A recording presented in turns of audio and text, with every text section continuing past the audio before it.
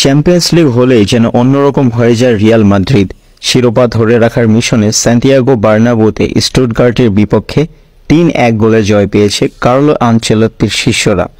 রিয়ালের হয়ে অভিষেকে গোল করেছেন কিলিয়ান এমবাপ্পে ও এনরিক। বর্তমান চ্যাম্পিয়নদের হয়ে জালের দেখা পেয়েছেন কিলিয়ান এমবাপ্পে, অ্যান্টনি রুদিগার ও এনরিক। ঘরের মাঠে গতিময় শুরু করে রিয়াল, তবে ম্যাচের প্রথম আক্রমণটা করে স্টুটগার্ট। এদিন থিবো কোর্তোয়া দেয়াল হয়ে না দাঁড়ালে ২০ মিনিটের আগে কয়েক গোল খেয়ে বসতে পারত বর্তমান চ্যাম্পিয়নরা। পাল্টা আক্রমণে রিয়ালও কয়েকবার গোল বঞ্চিত হয়।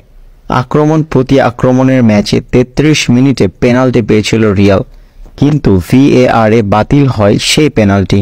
ম্যাচের প্রথম গোলটি আসে বিরতির পর। ৪৬ মিনিটের রদ্রিগোর অ্যাসিস্টে গোল করেন কিলিয়ান এমবাপ্পে। অভিষেকে রিয়ালের হয়ে গোল পেলেন ফরাসি তারকা। গোলের পর ম্যাচের নিয়ন্ত্রণ নেয় রিয়াল। একটু পর এমবাপ্পে আবারও গোলের সুযোগ পেয়েছিল, কিন্তু ব্যর্থ হন তিনি। ৫৯ মিনিটে ভিনিসিয়াসের শট বারে না লাগলে ব্যবধান দ্বিগুণ হতে পারত। প্রতি আক্রমণ থেকে ম্যাচে ফেরার চেষ্টায় থাকা স্টুটগার্ট ৬৮ মিনিটে বার্নাব্যুর গ্যালারিকে স্তব্ধ করে দেন। স্টুটগার্টকে সমতায় ফেরান দেনিজ ওনদাভ। ম্যাচে সমতা আসার প্রতি আক্রমণে দুই দলই গোলের জন্য মরিয়া হয়ে ওঠে। ৮৩ মিনিটে লুকা মদ্রিচের কর্নার থেকে উড়ে আসা বল দারুণ ফিনিশিংয়ে গোল করে রিয়ালকে এগিয়ে দেন রুদিগার। ম্যাচ শেষ হওয়ার আগে রিয়ালের জয় নিশ্চিত করেন এনরিক। প্রতি আক্রমণে বল পেয়ে দারুণ গতিতে অনেকটা এগিয়ে দূরপাল্লার শটের ঠিকানা খুঁজে নেন তিনি।